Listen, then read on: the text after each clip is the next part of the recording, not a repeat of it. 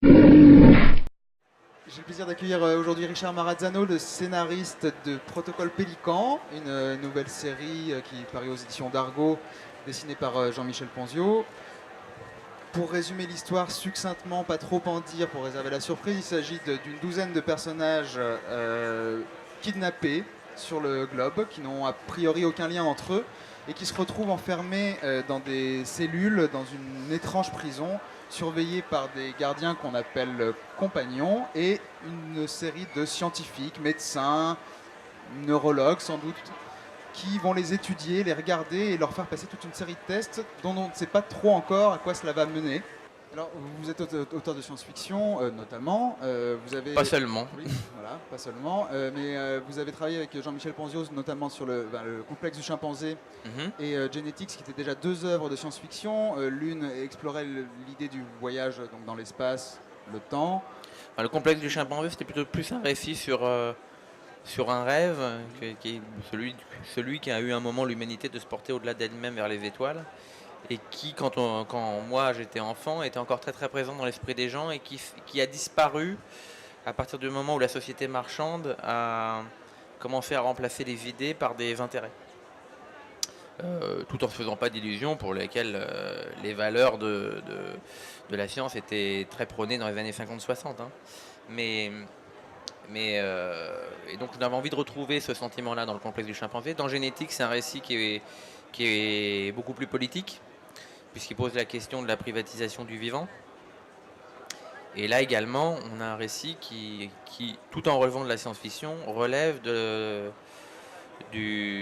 positionnement politique également. Oui, parce que là, on a vraiment, finalement, dans ces trois œuvres, le protocole Pélican est peut-être celle qui ressemble le plus à aujourd'hui. Dans ce qu'on peut voir dans le premier tome, en tout cas, non?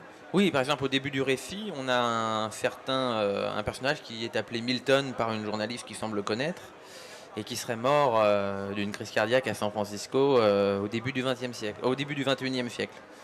Donc, comprenne qui voudra de qui il s'agit et ce personnage, enfin, la journaliste affirme qu'aucun penseur n'a eu autant d'influence sur son temps et n'a autant façonné son époque que cette personne-là. Donc voilà, et ça fait partie des petits éléments dans ce récit. Il y en a une multitude qui, mis en réseau les uns entre les autres, vont finalement créer une espèce de nuage, de cloud, comme on dirait aujourd'hui sur Internet, qui permet de cerner de manière diffuse ce vers quoi on s'approche au fur et à mesure de l'avancée du récit. Bon, on accueille donc Jean-Michel Ponzio, le dessinateur du protocole Pélican. Euh, Bonjour tout le monde. alors, pour vous étudier, donc, vous avez dit le sujet des sciences sociales, des interactions, était donc un sujet finalement peu abordé dans la science-fiction, politique-fiction. La sociologie Voilà. comme science, enfin la science-fiction, on a tendance à l'imaginer sur la physique, sur la chimie, sur des choses comme ça, sur des sciences très dures, et beaucoup moins sur les sciences sociales. Il y a pourtant eu des œuvres de science-fiction depuis que la science-fiction existe, qui se sont positionnées sur les sciences historiques et sociales. Hein. Mais bon, il y a une dimension art science dans le protocole, dans le sens où on sent clairement planer tout autour de ce récit, comme présupposé au récit même, qu'il y aurait finalement une forme de déterminisme social qui permettrait à cette science de pouvoir englober tout le réel. Ou du moins qui permettrait à cette science d'expliquer le réel à un point tel qu'on sent également dans le récit que ça offre un potentiel de contrôle social absolu. C'est ça qu'il y a derrière.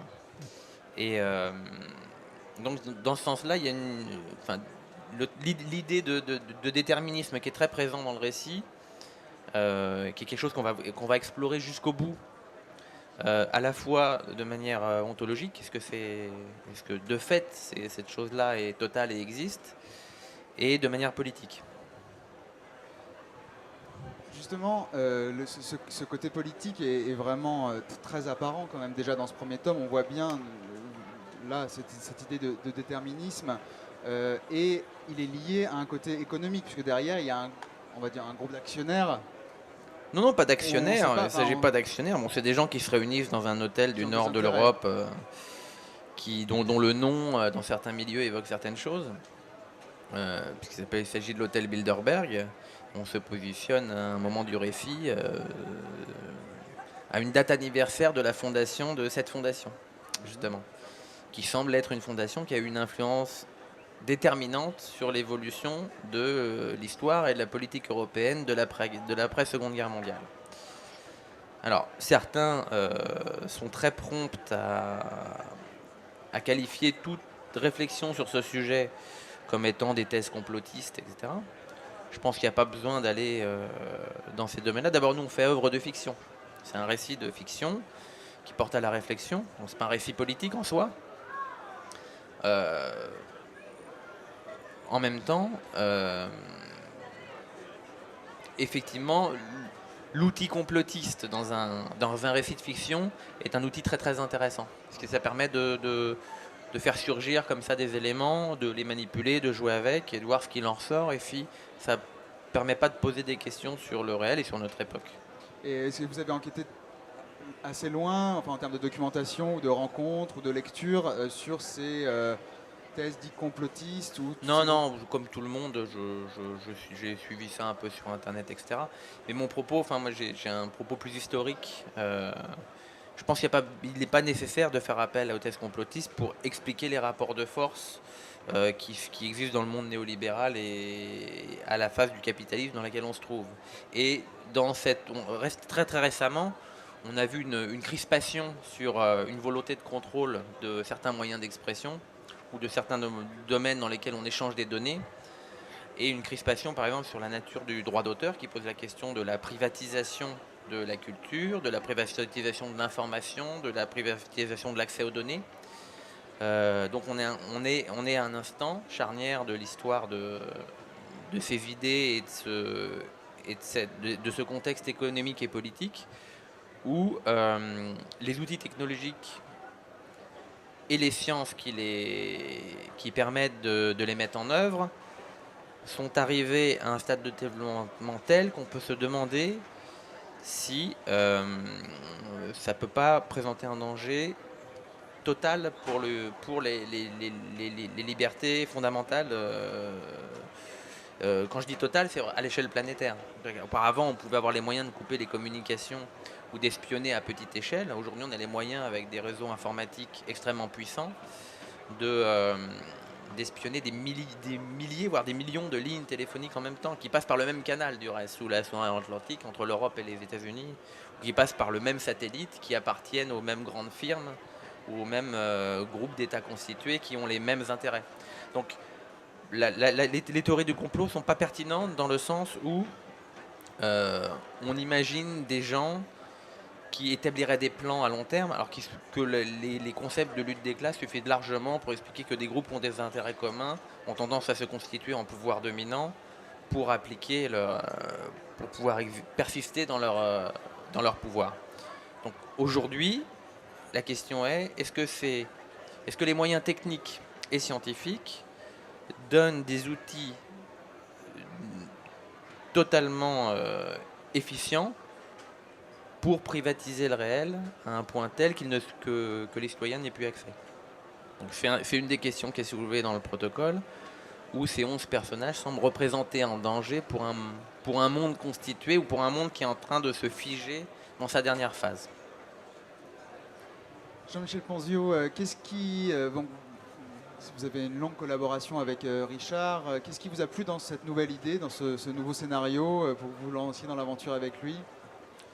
Alors, pour la petite histoire, en fait, je n'ai pas instauré l'idée de départ, mais j'avais envie, et j'en avais parlé à Richard, de faire une histoire qui se déroulerait dans le milieu carcéral. Et je suis vraiment satisfait de ce qu'on a fait Richard, puisqu'il a fait vraiment évoluer le récit vers quelque chose dont je ne m'attendais pas du tout. Et qui, à mon sens, aujourd'hui, fait que le protocole Pélican est ce qu'il est, et je l'espère, va susciter de l'engouement, quoi, voilà. Au niveau graphique, c'était donc vraiment une envie de dessiner une prison, enfin du coup d'être dans un huis clos très très étouffant.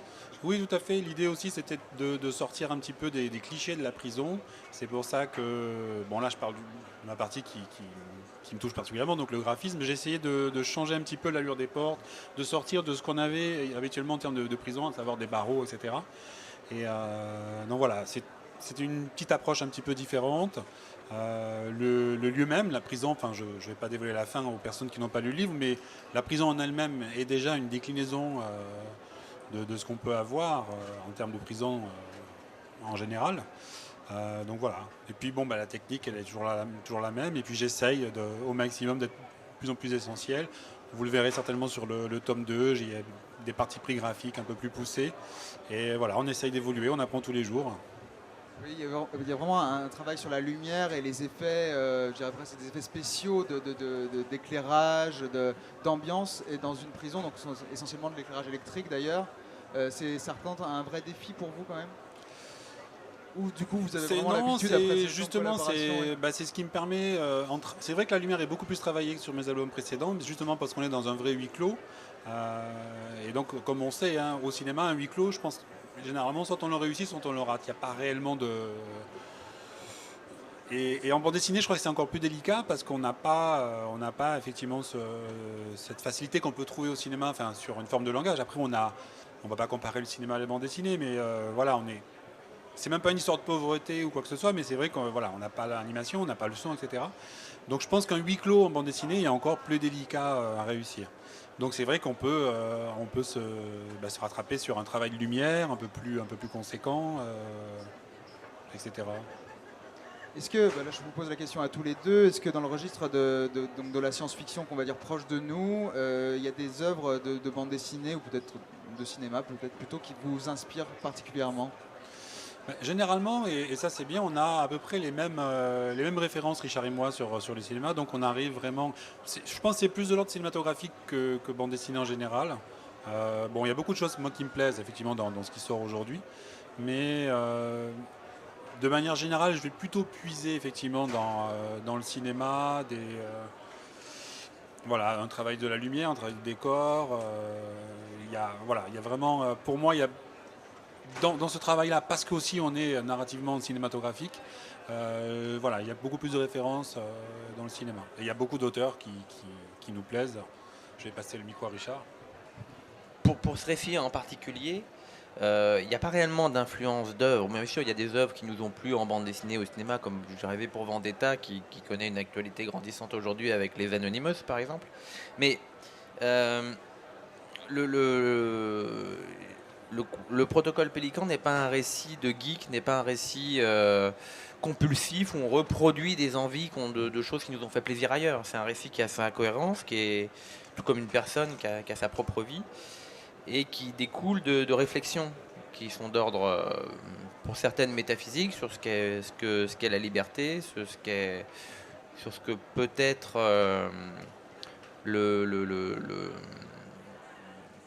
comment dire, sur la nature du déterminisme, même de manière organique, sur ce qu'est-ce que la vie est déterminée dans sa forme d'organisation, et est-ce qu'il demeure une part de liberté une fois qu'on a épuisé tous les outils d'analyse du réel. Donc tout ça, on va dire que les sources même d'influence qui sont déterminantes pour le protocole Pélican, pour le récit, sont des sources qui font plus appel à la philosophie, aux sciences dures. Il y a des éléments qui font appel à la physique quantique, etc. Donc ça paraît être un peu un micmac, un espèce de fourre-tout, ce bouquin là, complètement fou et complètement délirant. Et ça trouve sa cohérence quand même. Ce premier tome est vraiment c'est millimétré. Je veux dire, oui. Effectivement, tous ces D'ailleurs, thèmes sont abordés. il y a 20 personnages principaux qui ont des interactions complexes, qui nouent des relations à la fois d'amitié, d'opposition, etc. Et tout le récit se meut autour de ces structures qui se mettent en place. Donc c'est un récit qui est d'une complexité, enfin à écrire en tout cas, après à lire, apparemment ça n'a pas l'air trop dur, mais à écrire pour justement donner cette illusion de réel et de simplicité, qui est d'une très très grande complexité. Là où l'intérêt de l'approche de Jean-Michel graphique sur l'approche qu'il a de la vision carcérale, etc., c'est une vision fantasmée de l'univers carcéral. C'est pas un univers carcéral tel qu'on le connaît. Il est pas connoté sociologiquement comme étant l'univers des prisons des voleurs à la tire, l'univers des prisons des caïds de banlieue, l'univers de prison, etc. Enfin, d'ailleurs, vous pouvez repérer dans la vision de la prison que je vous présente, qui est une vision totalement petite bourgeoise, où c'est toujours le peuple ce sont toujours les dérives du peuple qui remplissent les prisons. C'est pas un univers de prison où on voit des gens en col blanc qui ont volé des milliards à l'État et donc aux deniers publics et aux citoyens. Donc, enfin, je veux dire, c'est une prison qui n'est pas connectée politiquement dans le réel, dans le champ politique qu'on connaît, des oppositions classiques. Donc c'est une prison dans laquelle les notions d'enfermement, de liberté, d'émancipation et tout ça sont sans doute des notions un peu abstraites, mais qui sont de l'ordre du sentiment. Et la dimension graphique qu'apporte Jean-Michel permet de à la fois se détacher du réel pour y revenir de manière plus essentielle, d'une certaine manière. Richard et Jean-Michel, j'imagine que vous travaillez à la suite là, de la série, le tome 2. Est-ce que vous avez d'autres projets également en cours que vous menez de front? Le tome 2 sortira en mars, il est terminé. En projet, il y a la réécriture du tome 3 qui a été perdu sur un disque dur qui a craché. Donc ça va. C'est un complot, non? Entièrement, de la page 1 à la page 52, il en restait 2 à écrire. Et effectivement, avec Jean-Michel, on a d'autres projets, parce on discute beaucoup de choses qui sont parfois très conceptuelles, parfois très simplement sur une émotion, sur une vision esthétique, une petite idée de base comme ça. Et on a effectivement 2-3 autres projets qui sont dans la lignée de ce qu'on a pu déjà explorer sur Genetics, le complexe du chimpanzé et le protocole Pélican, et qui verront le jour, je pense, très rapidement après le protocole.